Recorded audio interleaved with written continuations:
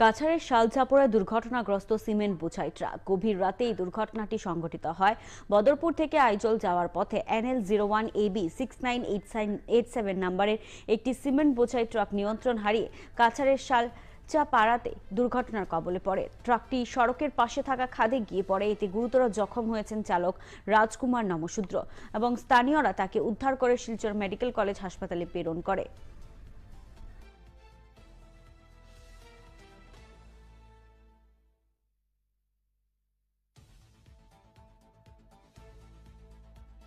আপনি গাড়ির মালিক না?